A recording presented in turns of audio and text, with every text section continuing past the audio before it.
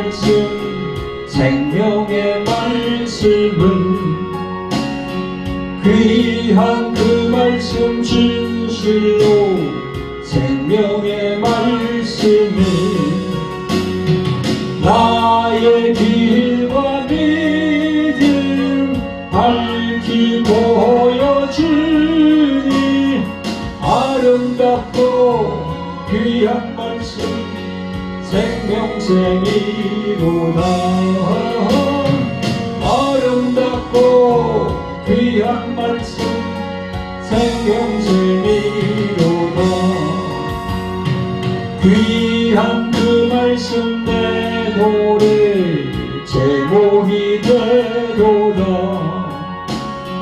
모든 사람의 복주는 생명의 말씀을 값도 없이 받아 생명 길 가니 아름답고 귀한 말씀 생명샘이로다. 아름답고 귀한 말씀 생명샘이로다. 할렐루야 할렐루야 아멘.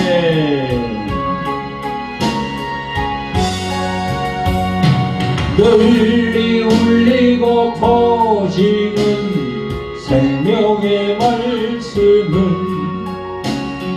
마음의 용서와 평안을 골고루 주냐니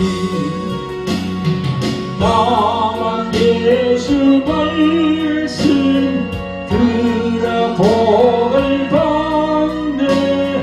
아름답고 귀한 말씀 생명샘이로다.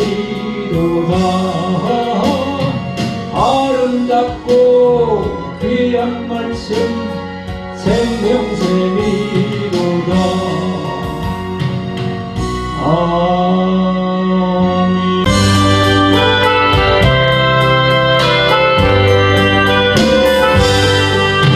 무엇보다도 더 많은 죄로 물든 이 마음 믿음보다 더디게 깨끗하게 씻겼네.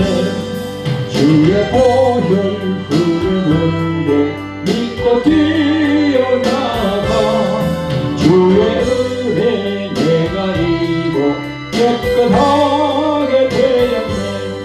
모든 의심 걱정과 두려움이 사라져 슬픈 탄식 변하여 기쁜 찬송 되었네. 주의 보혈 흐르는데 믿고 뛰어나가 주의 은혜 내가 입어 깨끗하게 되었네. 할렐루야 아멘.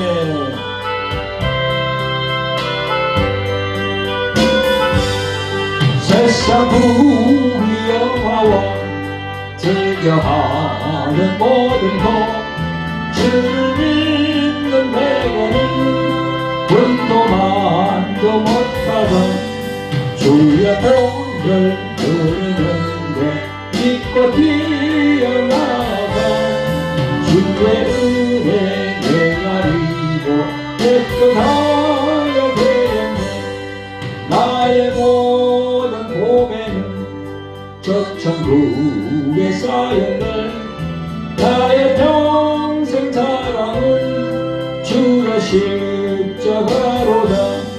주의 보혈 흐르는데 믿고 뛰어나가 주의 은혜 내가 입어 깨끗하게 되었네.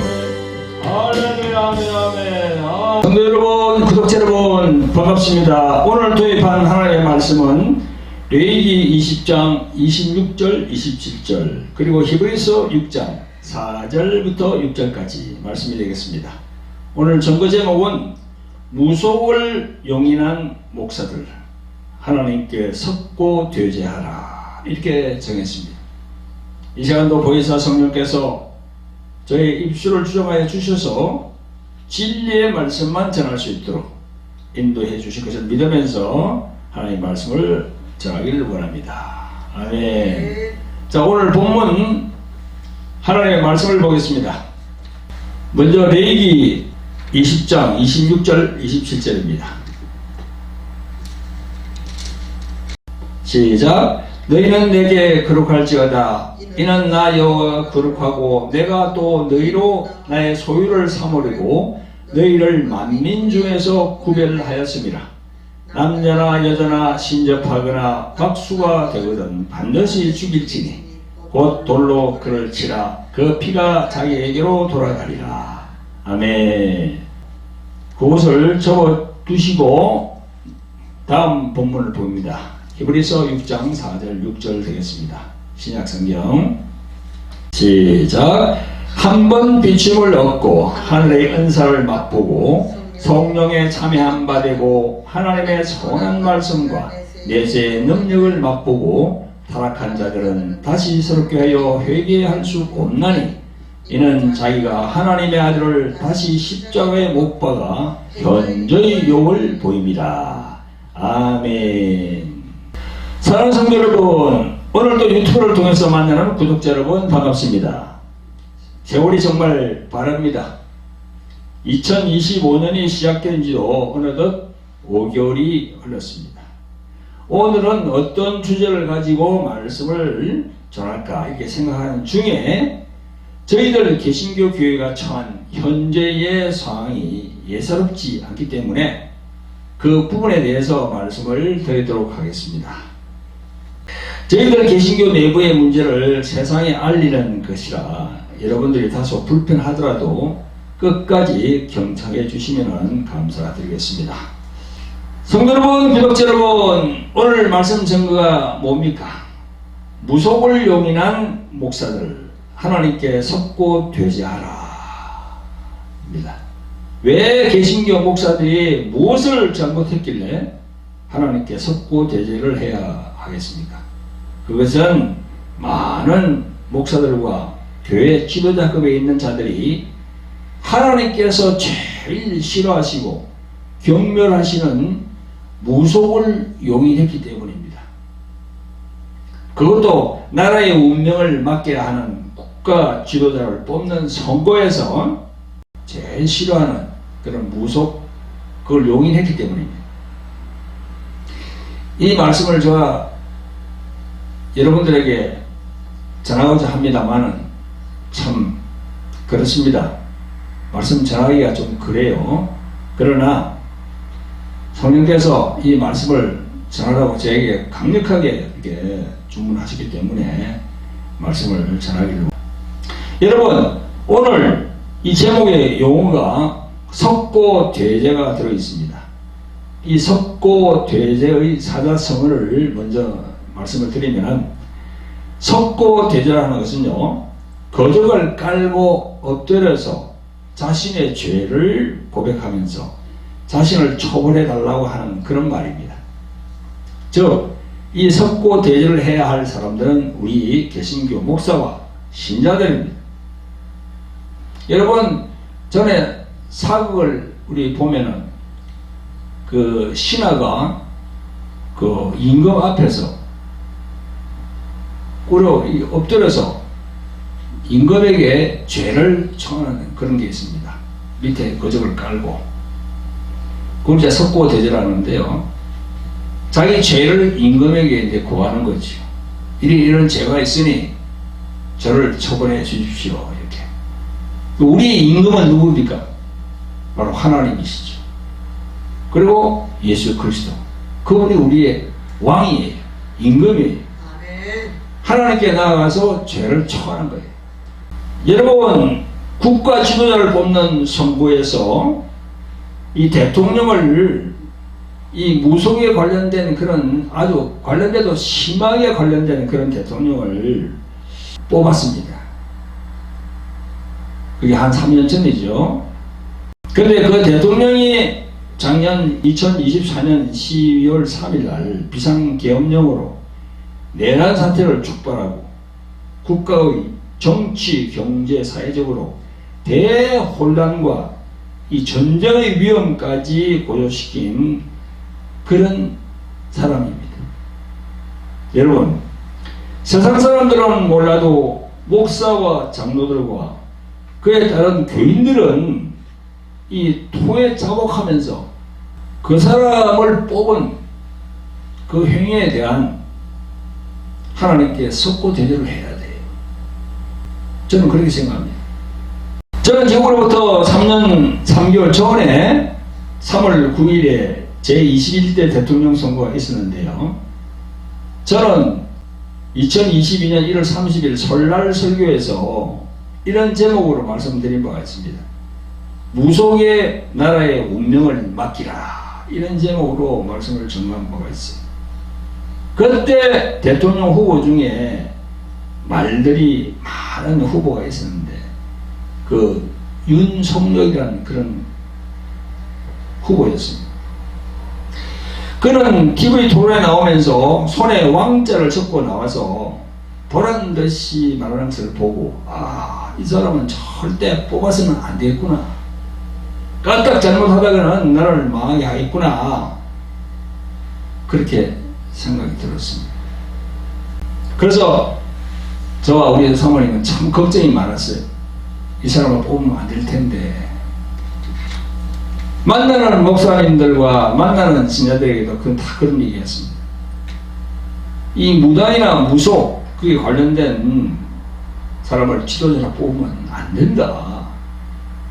하나님께서 제일 싫어하고 경멸하는 그런 무속, 뭐 점술, 뭐 법사, 그런 거하고 관련된 지도자를 뽑으면 나라가 망한다, 그랬습니다.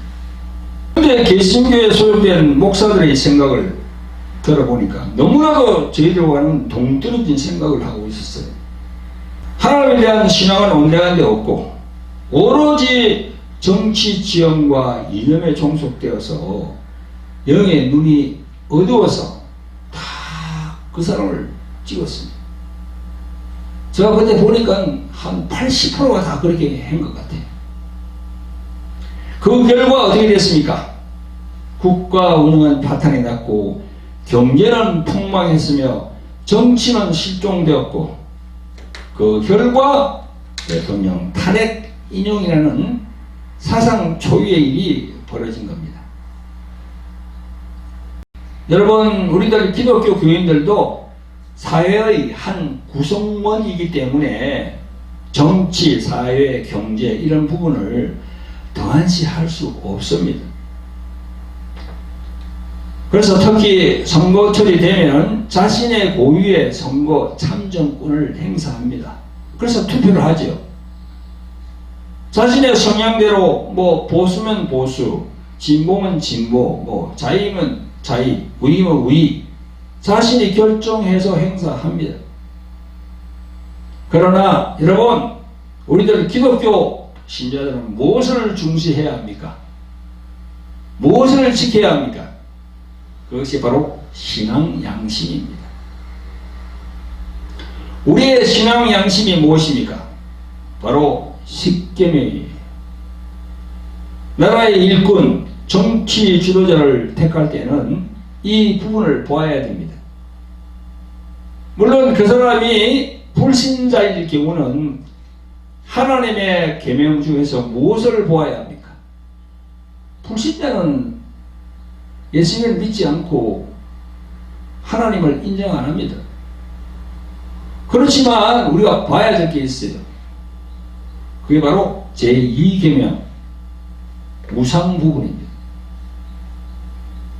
너를 위하여 새긴 우상을 만들지 말고 또 위로 하늘에 있는 것이나 아래로 땅에 있는 것이나 땅 아래 물속에 있는 것들의 아무 형상이든지 만들지 말며 그것들에게 절하지 말며 그것들을 섬기지 말라.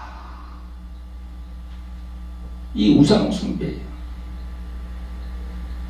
이 우상 숭배는요, 무속, 점술, 법사, 술사 이런 사람들과 깊은 관련이 있습니다. 여러분, 어떤 나라든지 정치에 무속이 개입되면 그 나라는 망국의 길로 들어서게 되는 겁니다. 여러분, 우리나라의 경우 옛 고려 말기 신론이라는 성조 때문에 나라가 망했고, 또 조선 말기의 민비는 무령군이라는 그런 무당을 가까이 하다가 나라가 망했습니다. 또 19세기 제정 러시아 말기의 신령술사 라스푸틴으로 인해서 제정 러시아가 망하는 것을 우리는 알고 있습니다. 여러분, 특히 이 방송을 보는 목사, 장로, 중직자 여러분들은 잘 들으세요.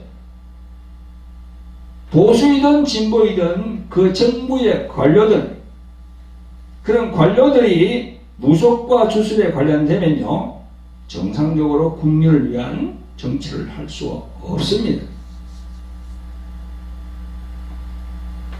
여러분, 정치라는 것이 무슨 의미입니까? 이 정자는 정사정자예요. 그리고 치자는 다스릴 치자입니다. 그래서 정치라는 말은 사전적으로 보면 통치자나 정치가가 사회 구성원들의 다양한 이해관계를 조정하거나 통제하고 국가의 정책과 목적을 실현시키는 일이라고 이렇게 나와 있습니다. 원래 정치란 것은요, 나라를 구성하고 있는 국민의 뜻에 맞추어 물 흐르듯이 흘러가야 하는 것이 바로 정치입니다. 그것을 막으면 안 됩니다. 그래서 공산주의 국가나 독재 국가에서는 국민을 위한 정치가 없어요. 여러분이 다 알고 계시잖아요.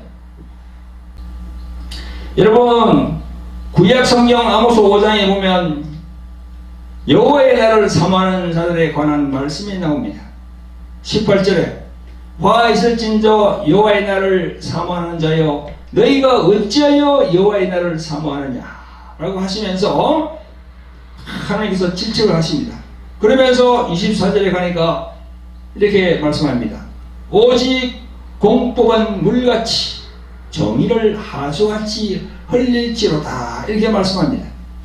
이 말씀에서 공법이 나오잖아요. 그건 공의입니다. 공의는 물같이, 그리고 정의는 하수같이 막힘이 없어서 흘러가야 된다는 겁니다. 우리가 살고 있는 이 땅이 강과 하천이 있는 것 다 보시죠, 그죠? 그 흘러가는 물이 막히면 어떻게 됩니까? 안 돼요. 모든 게 다 어그러집니다. 몇십 년 전 4대강 사업을 한다고 물을 다 막았잖아요. 그 강가에다가 뭐 시멘트를 이렇게 하고, 그것도 뭐 기독교 대통령이라는 사람이 그렇게 했지요. 지혜가 없어요. 그 이명박인가? 그 사람 얘기죠. 그 사람이 참 대통령 그 자리, 저런 기회가 왔는데, 정말 하나님께 영광 돌릴 그런 기회가 왔는데, 이 머리가 우둔하다 보니까 강이 다 녹조 때문에 다 썩어버렸습니다. 돈은 돈대로 뭐 2조 3조 들었다 하더라고요. 그렇습니다. 문을 막으면 물은 썩어서 녹조가 생겨서 죽은 물이 됩니다. 우리들 가정의 하수도 마찬가지고, 나라를 경영하는 정치도 이와 같습니다. 성도 여러분, 이렇게 하나님의 법에 의한 정치가 바로 자유가 보장된 민주주의인데, 국가의 최고 지도자나 그리고 그를 둘러싼 집권층의 무리들이 무속이나 주술이나 점술에 빠져 있으면 어떻게 되겠습니까? 나라가 망합니다. 나라가 망해요. 나라가 망하면 지금 이 방송을 보시는 여러분들이나 저나 다 피부로 다 느껴요. 이게 국가를 운영하는 최고 지도자 대통령이 이런 무속에 연관이 되고 자신의 배우자로부터 영향을 크게 받는다고 하면은 이는 보통 문제가 아니죠. 여러분, 국가 지도자의 최고 자리라고 할 수 있는 대통령의 자리는 국가 운영을 좌우할 수 있는 막중한 자리입니다. 그 자리는 합리적인 사고를 가지고 국가를 운영하는 자리입니다. 재난 또는 국가 간의 전쟁, 여러 가지 정치적인 결정, 뭐 경제적인 결정, 이런 것 뒤에 무속, 주술, 그런 그림자가 이렇게 보이면 되겠습니까? 그게 정상입니까? 이런 사람들을 이 나라의 통치자로 국민들이 3년 전에 택했습니다. 그 3년 전에 택할 때 많은 개신교 목사와 신자들이 그 사람을 찍어줬어요. 눈에 어두워진 거야. 저희들은 이 치유사역을 담당하기 때문에 많은 목사 장로들을 만났습니다. 저와 우리 사모님, 신자들도 마찬가지입니다. 근데 교회를 이끌어가는 목사들이 다 그 사람을 찍었어요. 10명 중에 8명을 다 찍은 걸로 그때 저는 그렇게 생각했습니다. 만나는 사람마다 다 뭐 그렇게 얘기하니까 왜 그렇게 했을까? 왜 그렇게 이 하나님께서 택한 주의 종들이 그런 식으로 그런 정치적인 선택을 했을까? 바로 그 뒤에는 이념, 이런 것들이 포진되어 있어. 이념이 중요한 것이 아니라 하나님의 말씀, 진리의 말씀이 중요한 겁니다. 그래서 이런 영적인 눈이 어두워진 이런 목사와 신자들이 택한 결과 지금 이 나라가 이 대외적으로 어떻게 되어 있습니까? 어떤 환경에 처해 있습니까? 여러분들이 매시컴을 통해서 전해오는 뉴스를 보면 알 수 있어요. 여러분들의 피부로 느끼고 있습니다.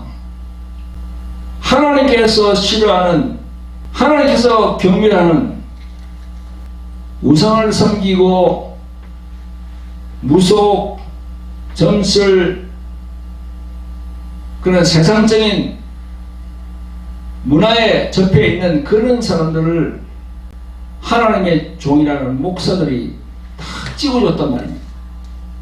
여러분, 하나님은 오늘 본문 레위기 20장 26절 27절에 나와 있는 말씀대로 이스라엘 백성 중에 남자나 여자나 신접한 자나 박수가 되면 반드시 돌로 그를 쳐서 죽이라고 말씀합니다. 요 하나님께서 왜 무당이나 박수를 돌로 쳐 죽이라고 하십니까? 첫째는 그 행위는 하나님을 정면으로 대적하는 마귀의 행동이기 때문에 그렇게 하신 겁니다. 둘째로는 그 무당이나 박수들이 일반 백성들의 영혼을 오염시키거든요. 그리고 셋째로는 인간의 영혼뿐만 아니라 정신, 육체에 이르기까지 오염시켜서 분별을 못하게 하기 때문에 그래서 하나님을 떠나게 하는 거예요. 그래서 단호하게 그런 조치를 하라고 구약성경에 그렇게 기록이 되어 있는 겁니다. 성도 여러분, 구독자 여러분, 우리들 기독교, 즉 개신교는 철저한 하나님의 진리의 말씀만 추구해야 됩니다. 무속을 배격해야 돼요. 무속이 어떤 의미입니까? 그게 무자가 무당 무자예요. 속자는 무슨 자입니까? 풍속할 땐 속자입니다. 영어로는 그걸 갖다가 샤머니즘이라고 그래요. 샤머니즘. 무당이라고 하면 여자가 신을 접한 사람을 말하고, 박수는 남자가 신을 접한 사람을 박수라고 합니다. 그리고 만신 무당이라는 말 많이 들어봤죠? 만신. 여기 지나다 보면은 무당집 앞에 그게 만신이라고 이렇게 적혀 있어요. 만신은 뭐냐? 무당 중에서 최고 높은 무당. 그리고 또 만 가지 신, 많은 신을 이렇게 신이 들려있는 그런 사람을 만신무당이라고 합니다. 그래서 무속적 신앙이라 하면요, 귀신을 많이 섬기고 긴 흉을 점치고 어떤 날이 손이 있는지 없는지, 뭐 이런 토정 비결, 뭐 주역으로 사주팔자, 뭐 궁합 이런 것들을 이렇게 다 보고 하거든요. 그래야 완전 세속적이죠. 그래야 지금 다 매스컴에 밝혀지잖아요. 여러분, 사도 바울은 에베소서 2장 2절 3절에서 이렇게 말씀합니다. 그때 너희가 그 가운데서 행하여 이 세상 풍속을 쫓고 공중의 권세 잡은 자를 따랐으니 곧 지금 불순종의 아들들 가운데서 역사하는 영이라. 자네도 우리도 다 그 가운데서 우리 육체의 욕심을 따라 지내며 육체와 마음의 원하는 것을 하여 다른 이들과 같이 본질상 진노의 자녀였더니 이렇게 정합니다. 여러분, 한 나라를 통치하고 경영하는 대통령이라는 자리는 모든 일에 있어 과학적이고 합리적인 결정을 내려야 되는 그런 자리입니다. 손바닥에 임금왕자를 쓰고 나올 때부터 우리 기독교인들, 개신교 목사들하고 교인들을 알아봐야 되거든요. 판단을 했어야 되거든요. 하나님의 종들이라는 목사들, 그리고 많은 교인들이 영분별을 하지 못하고 그 사람을 택했으니까 나라 꼴이 이렇게 된 겁니다. 제가 볼 때는 여러 가지 원인을 뭐 얘기하죠. 세상에서는 우리 개신교의 목사들과 이들로부터 영향을 받는 신자들의 몫이 큽니다. 그때 결과가 0.7%입니까? 우리 개신교 신자들, 개신교 목사들이 정신을 똑바로 차렸으면은 0.7%를 상쇄할 수 있어요. 얼마든지. 그래서 이런 부분을 하나님께 지금이라도 무릎을 꿇고 목사들은 속고죄죄를 해야 된다는 겁니다. 목사들이 이 진영 논리, 보수나 혹은 진보, 자의나 우의냐 이런 부분이 하나님 말씀보다 우선이 될 수 있습니까? 지금도 광화문에서 정치 집회하는 그 싹군 목사들의 정치 선동 프레임에 속아서 그곳에 교인들을 보내고 그곳에 보내는 목사들이, 큰 교회 목사들이 많습니다. 지금 정치 목사리로 있어요. 그 목사들에게 저는 묻습니다. 정말 하나님이 두렵지 않습니까? 성령은 뿌린 대로 거둔다고 하십니다. 정말 속고죄죄하고 하나님께 나아가야 됩니다. 오늘 본문 히브리서 6장 4절 6절 이 말씀을 참고해 봐야 됩니다. 한번 비침을 얻고 하늘의 은사를 맛보고 성령에 참여한 바 되고 하나님의 선한 말씀과 내세의 능력을 맛보고 타락한 자들은 다시 새롭게 하여 회개할 수 없나니 이는 자기가 하나님의 아들을 다시 십자가에 못 박아 현재의 욕을 보입니다. 이렇게 말씀합니다. 지금 저희 개신교의 위상을 정말 바닥까지 추락시키면서 정치적인 목적을 두고 행하는 정치 목사들은요, 조금 전에 읽었던 이 말씀에 있는 대로 타락한 자들입니다. 이들은 다시 새롭게 하여서 회개할 수 없는 처지에 이른 겁니다. 회개가 안 돼요, 저 사람들. 여기 말씀에 나오는 대로 하나님 아들 예수님을 다시 십자가에 못 박지 않는 한 안 된다고 했어요. 불가능한 일입니다. 2000년 전에 오셨던 예수께서 다시 십자가에 올라가는 것은 불가능한 일이에요. 불가능하다고 지금 말씀하고 있는 거예요. 지금 성경 말씀은. 그러니 회개가 안 된다는 겁니다. 조금 전에 나온 에베소서 2장 2절의 말씀, 이 세상 풍속을 쫓고 공중의 권세 잡은 자를 따랐으니 곧 지금 불순종의 아들들 가운데서 역사하는 영이라. 지금 불순종의 아들들 가운데서 역사하는 영. 지금 하나님의 말씀에 불순종하면서 저렇게 강화문이나 어디 나가가지고 난리치는 그런 목사들, 그 가운데 무엇이 있다고요? 공중의 권세 잡은 자들이 있단 말이에요. 공중의 권세 잡은 자들. 그게 사람입니까? 사탄입니다. 사탄. 눈에 안 보이는 사탄 혹은 마귀, 그들을 다 잡고 있는 거지.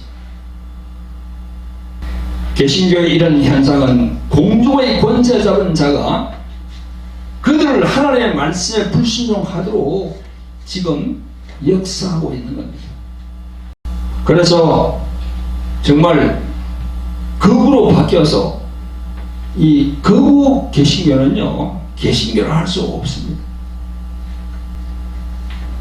여러분, 교회는 그리스도의 몸이고 교회의 머리는 예수 그리스도이신데, 이 광화문에서 정치 집단화되어 있는 저런 교회는 더 이상 교회일 수가 없습니다. 또한 하나님의 영이시고 예수 그리스도의 영이신 성령께서 함께 하시지 않습니다. 따라서 기도의 응답을 바랄 수가 없는 거예요. 여러분, 우리들이 하나님께 기도할 때 그 기도의 응답의 조건이 뭡니까? 바로 하나님 말씀에 순종하는 거야.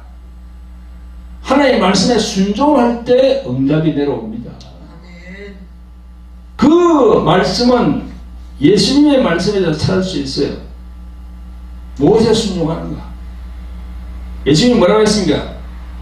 우리들에게 너희는 세상의 빛과 소금이 되라. 세상의 빛과 소금의 역할을 우리가 해야 되거든요. 이게 바로 말씀에 순종하는 겁니다. 지금 잠깐의 한국 개신교의 현실은 어떻습니까? 그 정치적인 보수, 진보, 자유, 우위, 그 진영 논리에 따라서 예수님의 종이라고 하는 목사 장로들이 하나님 말씀, 예수님의 말씀에 순종하고 있습니까? 불순종하고 있습니다. 그래서 계속 개신교의 이 위상이 자꾸 이렇게 바닥으로 떨어지고 있는 거지. 개신교의 위상이 바닥으로 계속 추락하면, 그리고 개신교의 교인들이 계속 줄어들면 어떻게 됩니까? 예수님의 입장에서는 어떻게 바라볼까요? 아니, 너희들이 세상에 나가서 복음을 전파해야 되는데 너희들이 지금 그렇게 하고 있으니 세상 사람들이 복음을 접하기는커녕 손가락질을 하고 있는데 완전히 반대로 우리 나가고 있거든요. 그래서 그게 바로 불순종이라는 겁니다. 우리는 다시 기억해야 합니다. 하나님께 문속, 주술 이런 것들을 용인하며 그 무리를 따랐던 모든 일들을 낱낱이 하나님께 속고대자하는 심정으로 통해 자복하며 하나님께 회개하며 나아가야 됩니다. 아멘. 여러분, 구약의 사건들은 우리에게 거울이 되게 합니다. 북이스라엘 왕인 아합 왕과 왕후 이세벨의 그 우상 숭배로 인해서 그들의 비참한 말로를 우리는 알고 있습니다. 베드로 사도가 베드로전서 4장 7절에서 만물의 마지막이 가까웠으니 그러므로 너희는 정신을 차리고 근신하여 기도하라, 이렇게 말씀합니다. 이 방송을 보시는 분 중에 교회를 담임하는 주의 종들은 하나님의 진리의 말씀에 바로 서 있어야 합니다.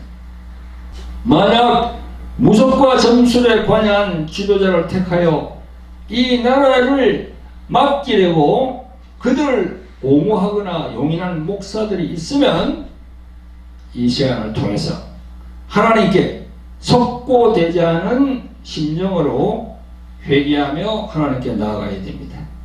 여러분, 우리에게 경각심을 주는 하나님의 말씀이 있습니다. 두려운 말씀입니다. 누가복음 3장 15절부터 보면은 잘 나옵니다.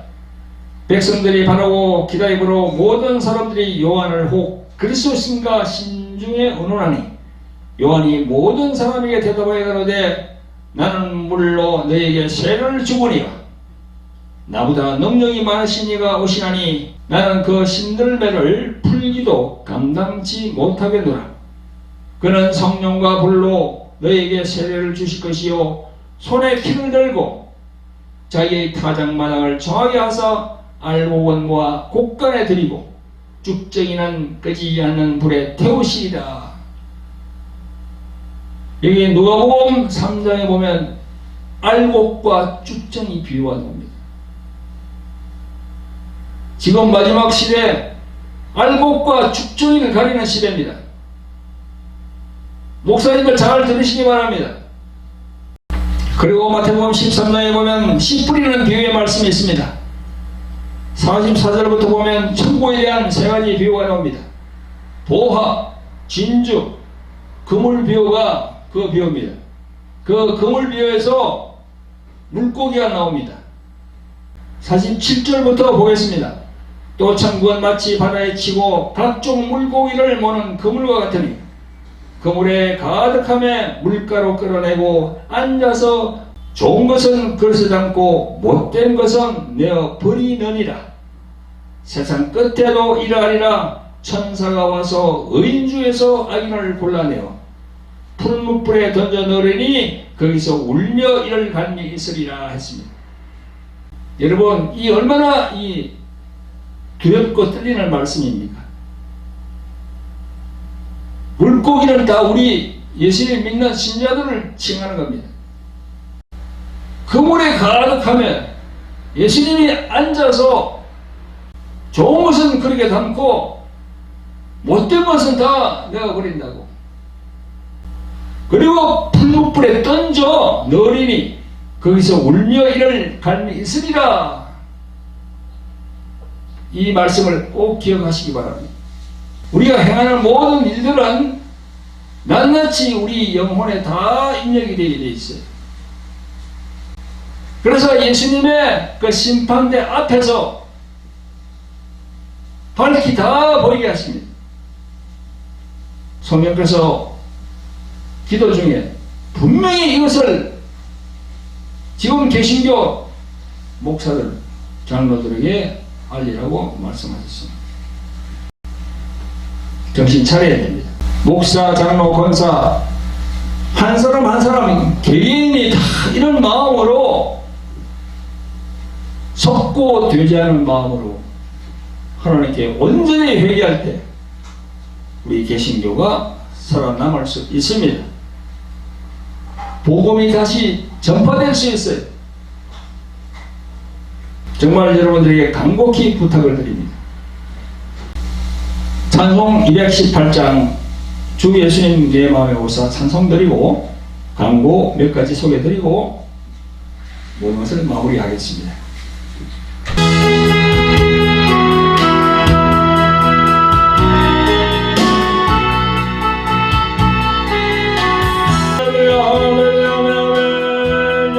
영광 올라와 주시옵소서.